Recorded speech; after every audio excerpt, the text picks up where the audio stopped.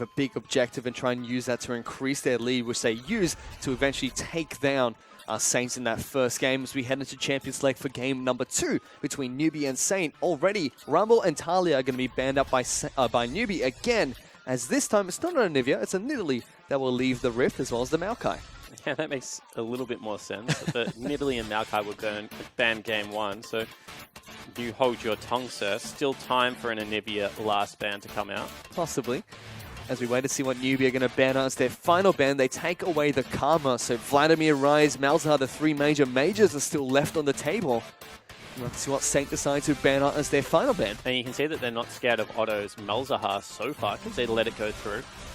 Newbee, I'm expecting to priority pick Vlad out of the 3 majors because Dade loves the champion. Old school Vlad player. Just ask Xiaohu. Of course, picked a solo kill up against Xiaohu's Jace famously at level 4. Probably shouldn't happen. The Spawn looks at me with disappointing eyes. As Vladimir is going to be able to pick up coming out for Newbee, so Dade should be taking that in the mid lane. We have seen V play it in the top lane once, so it is a flex pick technically for Newbee. Yeah, certainly is. V does have a relatively deep champion pool, especially if you let him go and give him some lane pressure. It's important to note that this is not a bad lane matchup for the Malzahar still. I mean, Vlad's purely a HP tank most of the time, and the ultimate should be able to deal with that. You can push back quite well with Malzahar as the game progresses. Early game, Vlad is pretty obnoxious because he's got no mana. We talked about this extensively yesterday and can get a push going relatively early, level 3 and 4. But it shouldn't be the end of the world for Otto. He should be happy to just farm this one up until about level 7 and then start pushing back. Of course, you also build Morellonomicon naturally on Malzahar, which makes it a little bit of a pain for the Vladimir. And it is going to be the first pick that comes out from Saint, as well as the Jhin being picked up as their AD carry of choice. Yeah, and Jhin, of course, falling through completely last time around. I think Jhin is just the strongest AD carry at the moment. You can always make a case for Sivir, because Sivir gives your team so much. But as far as just raw damage and utility on an AD carry, Jhin, when he gets up towards a 4, 5, 6 item, his W chunks people out. He has such good late game sustained damage, and the ultimate is pretty much unrivaled for catch potential out of the AD carry position. So I like Jhin a lot, and I think that Saint is one of the first teams, when they were using STYZ, that could use him relatively effectively. For now, though, it's still going to be XQ that's playing this game. Saint have really changed up their roster a couple of times during the summer split. Even removing everyone that was from previously HYG except for Chimin, and then even taking him away from the roster at some point in time to put March and Captain in the jungle instead. This time around, going back to a few old favorites. That's a good Vladimir composition. I mean, you've got the Hecarim to charge in there. You've also got yourself a Sivir to speed him up. This is going to be incredibly difficult for Saint to deal with. There is so much backline threat. And whilst I like Jhin, as soon as you set up for that ultimate fish, you are a sitting duck. And the Hecarim will go find you. You know, there's still the potential for a Shen to be picked up as well. No, it's banned away. Yep. As I cluelessly try to put that one together. Unlock. Better luck next time. As Graves is going to be the lock-in of choice for Saint, as well as Thresh will be their support of choice. That is a Chimin special there on Graves, especially when Graves was very strong. Chimin would farm up a Storm and then teamfight incredibly well on the champion. Shu is known for his Thresh. Yep. Also important to just point out. Also a very good lane with Jhin in the 2v2, especially if Alistar's locked in. This is something that Jhin Thresh should be a cakewalk of a lane fish. Dreams are made of getting Sivir Alistar in a lane with Thresh Jhin.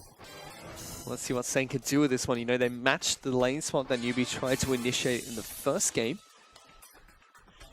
And that helped them out a little bit. Saint notoriously known for having their weak lane swapping abilities. I mean, you can go double Thunderlords and everything. Just get the party started down in the bottom lane. Let's see what Saint do. They still have their final pick, which should be their mid lane unless they flex the Malzahar. Sorry, it should be the top laner unless they flex the Malzahar up there. But Newbee round out their team comp with a Trundle and Alistar as their final 2 picks. You know, funny you say that. I actually wouldn't mind a Malzahar top this game. Trundle doesn't deal with Malzahar top well at all after a couple of items. It's something that Acorn probably can play. He plays everything. Probably not going to play it. Only Flandre has played it in the LPL so far, Fish, if you didn't catch that one yesterday. Yep, I remember. I remember that. All coming back to you? Yep. Oops.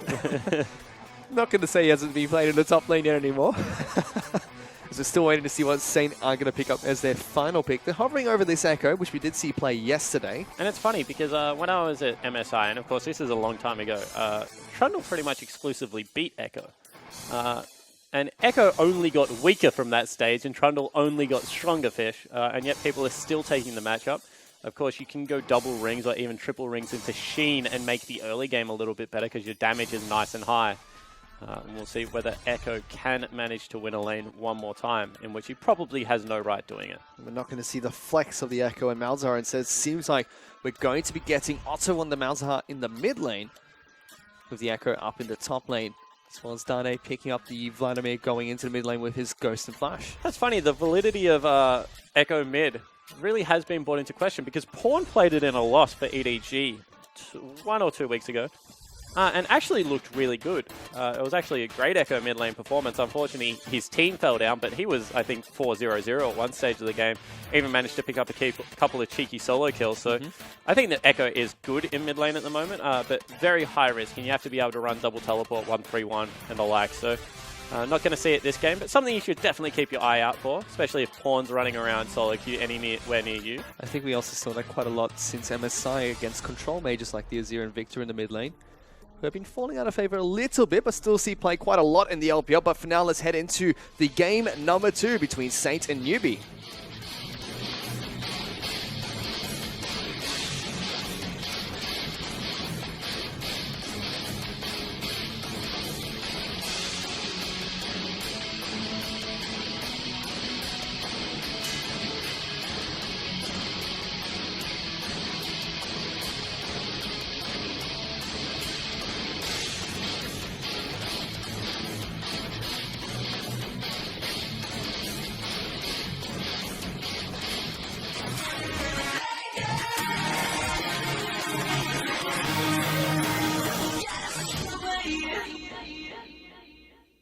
And we're back onto Summoner's Rift for game number 2 between Newbee and Saint. Newbee still leading, currently 1-0 after a very big back and forth game between the two teams to start this one off. Saint gonna have the Malzahar again here up against Dane's Vladimir. So we'll have to see if Otto can do the same thing he did in game 1 and lock someone down crucially throughout the early game. And it is still a hard lane for Vlad. As I mentioned a lot in Champion Select, I mean, natural itemization helps Otto out. You know, you can lock him down even when he pulls. So it's not going to be easy. And Chimin does provide a lot of burst damage, so the 2v2 should be relatively okay.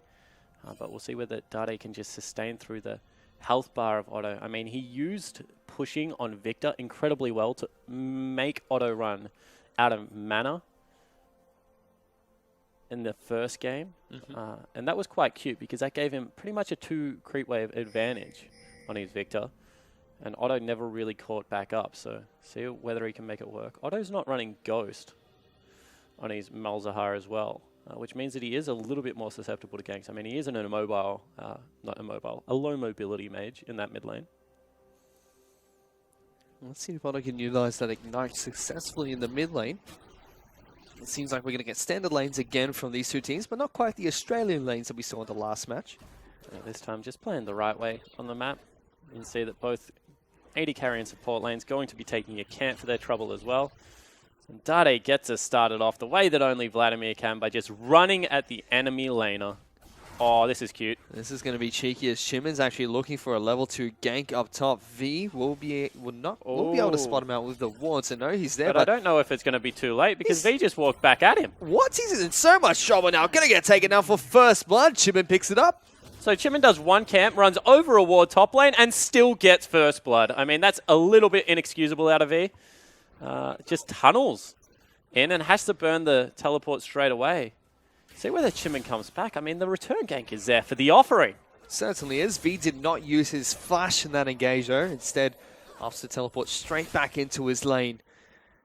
That was a very curious start from Newbee's top laner. It's already given Acorn a nice lead up on the top side of the map, 7-4 in terms of CS, being able to push the wave towards Trundle's tower as well. And already blown the very early teleport. Acorn's going to do the exact same thing and teleport up towards the top side of the map to try and keep the lead up. Yeah, he goes and gets himself a cheap ring there, so he'll be able to get the 350 gold in. See whether the headbutt pulve comes out. Oh! High wide, not very handsome. That's why you pulve before you flash there more. And good counter jungling coming out of Chimin on the opposite side of the map. So you see that right now, Saint definitely have a tempo advantage this game. Definitely do. It looked a little bit similar to what they were able to do towards the mid parts of the early game, but now Swift looking for a gank on the bottom side of the map, going to be able to knock the Thresh backwards. This time it gets pulverized up. Happy going to deal a lot of damage, but Swift's the one that picks up the kill. That's a great return gank out of Swift there, able to get in, push back Shu after zoning away XQ. There was no retaliation that could come forward. Dade getting bullied a little bit in this lane. We already said it is a difficult lane for Vladimir to be able to stay toe-to-toe. Goes in and trades spell rotations with Otto. One of them leaves with full health, one already down to half. Well, one of them has a spell shield naturally in their kit, and that's a little bit of a shame. Happy walks next to the bouncing grenade, doesn't get the bounce in his favor. The few times you actually want it to hit you as Dade still going toe-to-toe here, losing a lot of health. We'll have Crimson Rush in a second. It's not going to stay in range of Otto to try and get the health regeneration back. Yeah, it certainly isn't. I mean, Otto still has Ignite, so Dade doesn't want to flirt with that much danger. Shu's also in the mid lane. This is scary. See whether they give any more attention over to Dade. Dade slowly healing back up quite nicely, especially with the Doran shield he started with and constantly using his transfusion to keep himself nicely topped off. I mean, we have different definitions of slow, because slow to me is when you have to play top lane with no pots. I mean, Vladimir just heals like no one's business at this stage of the game. So a good job of that. Otto's spell shield is back up and available, so it's going to be still going to be difficult for Dade to trade, but the Malzahar are slowly running out of mana. Stu is a very patient man, Smon. Yeah, it certainly is. There's nothing else doing here. I mean, Otto had to get that one pushed in, otherwise Dade would have frozen up on him. So you understand why the support's there. XQ wasn't even in the duo lane bottom. So just able to go for a little bit of a voyage towards the mid lane. Keep Otto nice and safe. It's now V on the top side of the map, going toe-to-toe against Acorn, who's doing pretty well in this Echo to start things off. Did go back to base, picked up a Dark Seal to go with his corrupting potion after first spot was picked up by Chimin up top. And the lane is in his favor, so you know this is one of the few times that Saint have a winning lane. Now an invade coming out of Swift. We're actually diving in fairly aggressively towards Chimin here. Chimin's got no mana and has to actually dash away. Will not get the smite down to try and stop Swift, as Shield looks for the hook, but a good kite backwards with Swift avoids two major abilities. There goes More trying to jump in, but now so many members of Newbee have just overcommitted as Otto's rotated down. More going to take a lot of damage as well. Shield's right on top of the Alistar, going to be able to flay him backwards, looking for the Death Centers next, but it doesn't matter as Chimin flashes forward to pick up the second kill onto Newbee. So 2 kills for a blue buff. Was it worth it, Swift? I don't think it was. I mean, he goes in when Dade is back. There's absolutely no response that they can hope for. They don't even have a teleport advantage, so confusion. And now Happy in a lot of trouble. Lots of trouble. Going to have to try and dodge his way out of this one, but XQ just slams the crit into his face. Lives with a sliver of health, but levels up to stop that one, and just disaster all over the map for Newbee. Yeah, Newbee just falling behind early at 1,600 gold at only 6 minutes in. Saint looked like a completely different team. And good vision control means that they're not going to be able to be caught out here. Well, Swift is still looking to try and make something happen in the bottom lane. I thought he was going to ghost at him then. I honestly did. Just actually stops the recall from the AD carry and support for another 8 seconds. So worth, but he's only level 4, Fish. And when you're level 4 going around for your second rotation of buffs, it means that you've jungled very slowly at this stage of the game. Yep, Chimin's been able to hit level 5 nice and early, looking for his Warriors a champion upgrade with a 2-0-1 as Acorn is actually looking to try and do some counter jungling of his own. Yeah, only stole away one little Well, creep. You told me last game that that's all that really matters, Spawn. You get lots of gold for it. I mean, if I went to that camp now, I would be annoyed. So, you know, mission accomplished from Acorn. He is, however, down in gold, down in CS, even though he got that first blood. Not for long, as 3 members now heading up into his lane. just for a little while, but now Otto's in a lot of trouble getting ghosted on by Swift. Dade goes into his pool, but this is Otto locking down Swift. A good flame does come out. Dade flashes forward to pick up the return kill. Suddenly this teleport's coming out from Acorn as well to try and wrap around, but it's just a 1-for-1 trade between the two teams. Yeah, it certainly is, but all of a sudden they have priority on the bottom lane. They know that the teleport has been used, so they zone away XQ. Secure themselves some more golden experience advantage on the other side of the map. Happy does have ulti as well. So XQ needs to be incredibly careful how close he comes to this turret. Shield does get back down here. Actually zooms down there with the mobility boots that he's picked up. Jimin now doing a little bit of counter jungling while Swift is dead and gone back to base. And already looking pretty good in this jungle on the Graves. About 10 CS up ahead of the Hecarim, who's now going on towards his red buff to take this down. Yeah, and Swift's had a pretty ordinary game so far, to be honest. I mean, he's still only level 5. It's 8 minutes 30 in the game. You want to hit it at about 6:56 in competitive play. Now a turret dive coming in onto the Trundle. Well, parallel convergence does not lock down the Trundle. He goes toe-to-toe against Acorn. Chimin now trying to do what he can, but V nicely hiding behind his turret and will successfully stop the dive and just farm up all of those minions. Yeah, but nicely done there from V. Actually put himself, as you said, behind the turret. That's just a nightmare for Graves. There's absolutely nothing you can do in that situation. I mean, you walk in, you auto-attack the turret twice, buckshot, and then run out. So, I mean, end of the line, not buckshot. So, you know, that's just good understanding of who's coming into gank you and dodging out of that parallel convergence. As we check in with the mid lane, Vladimir and Malzahar still dead even in terms of CS. A kill each, but 2 assists extra on over towards the Malzahars. Gone back to base and picked up the components of his Morello Nomicon. Dade, instead, opting to rush his Spirit Visage. Kind of makes sense with 2 ability power mages in both the top lane and mid lane. So take a look at the bottom lane. More and Happy still going toe-to-toe against XQ and Shu. It's still a very big CS lead for Happy. 20 CS up ahead of this Jhin, but 2 kills very early on towards XQ. Gonna make up for that. Otto's gonna go for this one, it looks like. Dashes on forward. Dade just immediately uses the Sanguine Pool. No flash from the Malzahar means he can't close the distance to lock him down. Yeah, did have the boot advantage, but Dade's just able to stroll out of that one, you're right. So nothing coming. Instead, they'll just start up the dragon, and there's no response out of Newbee. This is an Infernal Dragon as well. Newbee going to have to give this one up. No jungler, no mid laner. So Saint really off to a pretty good start in game number 2. And we already mentioned, I mean, a lot of it has to do with the Jhin and the fact that they have Malzahar, 2 very good pushing lanes, and then Chimin can counter gank or gank as he pleases. They still are losing out in CS. I mean, bottom lane, it's 20 CS in the advantage of Happy as well as more. Top lane, even though they got the first blood and a lot of pushing potential, Acorn has started to fall back behind in that one. You can see that he's pretty much equal with a huge lane about to crash into V. So still not all good news stories for Saint, but the fact that they are up about 1,500 gold as well as an Infernal Drake, definitely better than the last game. Certainly is, as Dade does go back into his mid lane after playing it a little bit safe. Otto is now going to be able to pick up his blue buff, and this is really where he can try and start to shine in the mid lane. Still does not have his Morale Nomicon built up yet. Dade looks like he's actually just sticking to the Spectre's Caliber for now. Picked up an Amp Tome, so probably going for his first ability item. Bash Cannon probably coming out, I think it's fair to say. That Hex Tech Proto Belt just means that you're able to get in and out of ganks a little bit more effectively. You can see on the top side of the map, V's picked up his Tiamat. We'll have to see if that's a Titanic or Ravenous later. As well as Echo's gone for the Sheen, so again, another item we have to keep a watch out for if it's going to be the Iceborne Gauntlet or the Trinity Force that we saw yesterday being built on an Echo. And you see Sheen, Balmy Cinder, as we mentioned, you know, you want to get resistances as late as possible against the Trundle. Early in the game, it actually just helps him turret dive you more often than not. But good pushing coming out of Otto here is drawing the attention of the Hecarim. See whether they go for it. Well, Swift is now going to try and jump in. Dade's already really low. Pops his ultimate as well to Sanguine Pool, but gets taken down. Otto going to get taken down in return. So another 1-for-1 trade between the two teams. Yeah, Dade actually able to get that one beyond the grave with the ultimate. So pretty neutral trade. Ooh. Swift, woo! Chimin tries to light him up. Does not succeed. Still fairly close there. Chimin's been rather aggressive on this Graves. 2-0-2 15 CS up ahead of Swift as well. He's still chasing him down. Dashing over the wall, making sure he's clearing out the jungle, sends Swift back. He's actually going for the dive.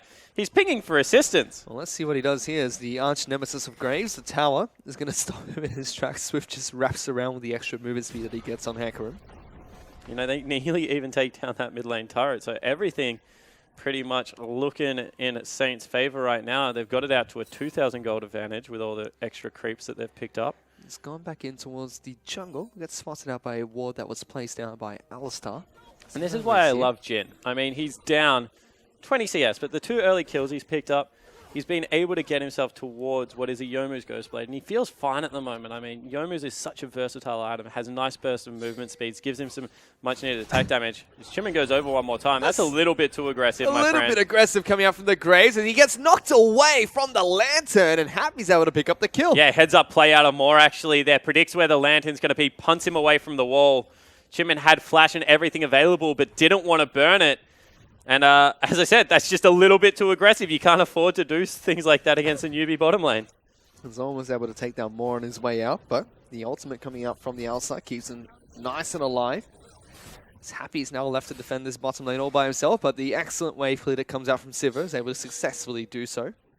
He's still 20 CS up in that bottom lane. What's the opposite of nice and alive? Dead and bad? Bad and dead? But, like, good is bad, right? So not nice? Not nice, and yeah. dead? Mean? Know. That's why I was trying to think of it. Yeah, mean and dead. I mean like that dead. one. Yeah, good. Glad we figured this out. I did the exact same thing as you. I was like, I don't know what it is. I don't understand why. Neither do I. Happy now is trying to push down this bottom lane outer turret. We see the mid lane outer turret fall for Saint as they go for a push to take it down. On the top side of the map, V's now being able to pick up a couple more items, so he's going toe-to-toe against Acorn wherever he can. Who's still sitting on the Barmy Cinder and the Sheen. Toe-to-toe against between these two top laners. But still, it's a 1,500 goal lead for Saints. They've been doing fairly well in this early game, keeping up with Newbee. Something which they were able to kind of do in that last game, but fell behind a little bit here and there. Now V's in a little bit of trouble as Chim is looking to try and wrap around him. Parallel Convergence is not going to lock him down. Acorn doesn't get the shield from as V uses the subjugate, puts down the pillar and tries to run away. But Chim with a good flash over the wall means he's going to be able to get the collateral damage down and picks up a kill. Comes Dade. He's ghosting for it, but the Vladimir just decides he's going to pop a Tidals of Blood and just run away. Yeah, so he pops one spell, gets a heck out of dodge. You can see now a 3-man unit. On towards Otto, there's the curtain call, but they find XQ, they knock it backwards straight into the ultimate, and the Pulverize coming out from Moore. Happy picks up the first kill, but it's traded as Otto locks down the Hecarim. Now Acorn's in the fight too, jumping straight on top of the Sivir, takes him down. Moore's in trouble, gonna get taken up for a double kill, and Saint pick up 4 kills across the map. What a turret dive coming out of Saint. I mean, they lose their AD carry, but Acorn with a fantastic teleport heads up play, able to get right into the back line. They get another turret for their trouble. They're 4,000 gold in the lead at only 15 minutes. And Newbee, whilst they have a good scaling comp, maybe falling a little bit too far behind. It certainly might be. And Newbee, they've always been known, even when they were Chaogu and the Spring Split, for a team that can fight from behind. But Saint, they're just a different animal today. Even in Game 1, they've been doing things that we don't normally see from them. Yeah, completely agree. And, greedy builds coming out across the line. No finishing on the Spirit Visage means that Dade's a little bit squishier than you would expect out of a Vlad right now. Trinity Force rush on Swift. He hasn't been able to pick it up yet, so he's still sitting on 3 components. Just means that they get chunked out, burst down. And now, top lane really the last bastion of hope. 0-2 and 0. You can think that V still might be able to go toe-to-toe and fight Acorn, but for how much longer? Now though, Saint just looking to try and take down the Scuttle Crab as the second dragon has spawned in this game. It's a mountain dragon, so RNG definitely in Saint's favor as they have the early lead in this match. Yeah, they don't actually go towards it, however. I mean, they've left Acorn up there. It will be a 4v5 if they want to fight it.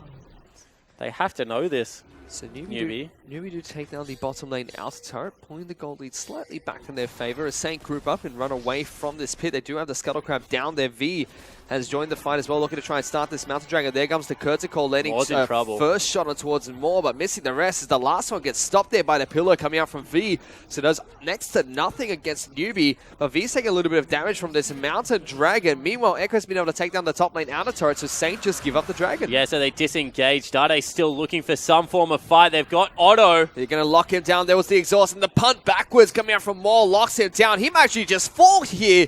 And some Malefic Visions coming out from Malzahar is going to take him down. Yeah, so it's a 1-for-1 trade. Sure, Newbee get the Dragon, but top lane turret falls over to Saint, so they extend that gold lead. They're still looking for it. Chimin, so aggressive throughout this jungle. He's 30 CS up now, and he's caught him out. He's trying to chase down Swift here, but Dade's got his number done. There's the pillar coming out. Dade picks up that kill. Now Acorn has to be a little bit careful as he's still chasing on towards Swift. He's not done yet. The charge comes out to Swift to get him to safety, but nicely done by Acorn. As meanwhile, somewhere across the map, XQ's picked up a kill. Acorn's come back in. They're looking to try and take down V. Gets locked down by the captive audience that comes out from XQ, and there's a double kill that comes out for the Jhin. Yeah, all of a sudden, Jhin is massive. 4-1 and 4. As I said, sitting so pretty on just that Youmuu's Ghostblade. Going to be going towards a Dustblade of Drakthar as well quite soon. And Newbee just keep trying to ride the edge of this, take these little team fights, but they're not settling for their victories, instead getting picked off. And that, what was a 1-for-1, turned into a 2-for-1 and a Dragon, is now like 3-for-2. And they've lost all momentum off the back end of it. Certainly haven't. Saint just growing this gold lead nicely now. 6,000 gold ahead of Newbee. The same lead that Newbee had in the last game when they started to look like they're going to close things out. On top of that, we can actually see Acorn. He's gone for the Iceborne Gauntlet on his Echoes, not echoing the Trinity Force that we saw from yesterday. It's been really allowed to stick to the backlines quite nicely so far. Yeah, it certainly has. Was, of course, Lung that played the Trinity Force Echo yesterday for Vici. They did lose the game, but I've never seen an Echo run that quickly. So they won something. There's a Dustblade of Drakthar being picked up by Chimin on this Graves as his second item. I like it. I mean, he's doing a heck of a lot of burst damage already. They want V one more time. It's aggressive. Pushing a tier 2 right now. Oh. It's good ward being placed on by Shields, able to spot out both Swift and Moore. He's running down an aggressive route as Swift looks like he wants to try and cut him off and find another objective. Execute going to be able to take the lantern back to safety. Just fires a couple of shots off towards a Hecarim. But meanwhile, bottom lane, I mean, they've picked up an outer turret. All they're going to get at the most is a red buff steal. And they're still pushing for another turret here. It's now Swift. I mean, V's sitting off the turret. And they've stopped the backs. There's nothing they can do. This is going to be an inhibitor. Saint pushing for the first inhibitor of the game again, this time with Chimin and Otto looking for it. Meanwhile, across the map, Swift was able to take down XQ. So it seems like they were really trying to stop the backs for the rest of the members of Newbee. But let me tell you, Fish, as far as trades go, 2 turrets and an inhibitor for a kill is a pretty worthwhile deal right now. Unless Newbee can get an absolute rabbit out of a hat here. Doesn't look That's like just it. horrible play. They actually used the On the Hunt to try and run away. Swift now moving down towards the bottom side of the jungle to try and cut off the 2 members. He's going to get locked out by Chimin and Otto. Now Dade, he doesn't want to be anywhere near them anymore. Acorn going to use the time one to slow him down. Tides of Blood will stop his advance. Happy's even going to get taken down by the Malefic Visions. And on top of that, the Raptor Kent will fall too as Saint somehow pick up a cross-map play. Now they've got their eyes set towards the Baron. Gifted a cross-map play. I mean, they rotate into what is a great flank. They had already burnt the Sivir ultimate.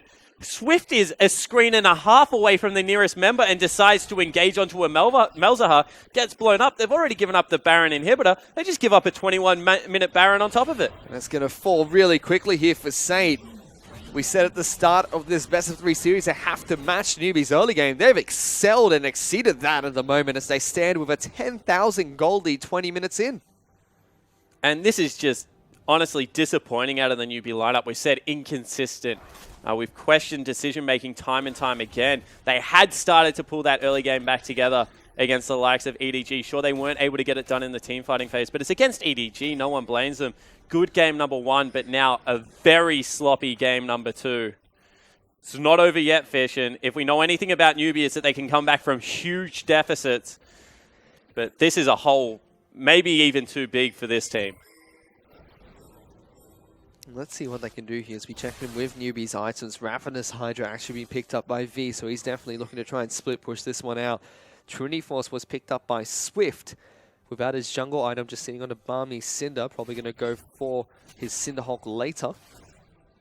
Now finally the Protobelt as well as the Spirit Passage coming out from Dane, so trying to reduce some of that damage coming out from Malzahar, who has a Rabadon's Death Cap with the Morellos. Is Kurtzikol going to come out looking to try and pop down Happy? Swift takes the first bullet, divides the second to Happy, missed the third as the fourth comes out too. Happy going to get chunked out by the Q coming out as well as the collateral damage for the snipe. Chimmin picks it up and Satan now just going to barge through the base. Yeah, and that might even be game. I mean, they already have Baron up. There's going to be super creeps marching in on the bottom lane. Top lane's being helped along by Acorn. So everything in favor right now of this Saint lineup. The long range poke coming out of Malzahar as well as the Jhin is just too much. Let's see what they can do as the turret is going to fall. Saint take that one down. The third and final inhibitor inside of Newbee's base will fall as well. Happy is still 10 seconds away from spawning. They're just walking the Baron up minions in towards the base. They've knocked out Swift. They get him with the Deadly Flourish as well as Saint now looking for the inhibitor turrets. Acorn's all the way towards the fountain. Takes down V there and gets back in towards the base with the Dark Passage. And Saint, they're going to be able to tie up the series 1-1 against Newbee. Saint absolutely smashed Newbee. 23-minute victory coming through for the team. 15,000 gold lead, thank you very much. 36k to 51. Whew, that is a nasty victory. There were signs of life from Saint in game 1, but this was a completely different story in game number 2. If you covered the names up, I thought Newbee would be on that side of the rift. I don't know. I don't even know if Newbee played that well. And you can see Dade, he's kind of shaking his head. He's thinking what the heck went wrong. He was 4-2 in that game. Had Vladimir. Everything was kind of lining up for him. He's the last man out of his chair even. That is telltale. The fact that Newbee kind of fell apart in that manner. Swift is someone that is known to tilt very publicly. And you saw the last ultimate out of Otto flashing on top of that Hecarim and taking him down. And it was from this place. Swift goes in for a blue invade. It's a 3 versus 4. Dade was in base. And there was nothing that Newbee could do to live this one. Certainly wasn't it, Saint. They were able to pick up 2 kills off the back of this one and look for even more afterwards. Right from the get-go, they were about 4,000 gold ahead. There's just nothing they could do anymore. This is a turret dive. I mean, they get XQ, but a good teleport out of Acorn means that they secure a 3-for-1 trade underneath the turret of Newbee. Acorn was so annoying on this Echo, using it to dive and run past turrets time and time again. V completely ineffective on a Trundle after being ganked at level 1. Here it was again, a 1-for-1 trade. Dana gets locked down 1-on-1 by Otto. Swift had to use everything to lock down Otto. In return, Dana gets it with the ultimate to end things off. And this was the Hail Mary. Well, not even a Hail Mary, just a fantastic snipe that came off from Saint to take down the Sivir. I mean, someone has to body block that Jhin W. That is inexcusable. He's walking with 2 people full health next to him. Someone stand in front of the Sivir for crying out loud. I mean, Newbee, they need to go backstage and figure something out because a 23-minute victory for Saint is not what they wanted. Well, let's see if Newbee can, because Saint pulled out a rabbit out of the hat there and pick up a Game 2 victory against Newbee. But don't go anywhere, we're back with Game 3 in just a bit.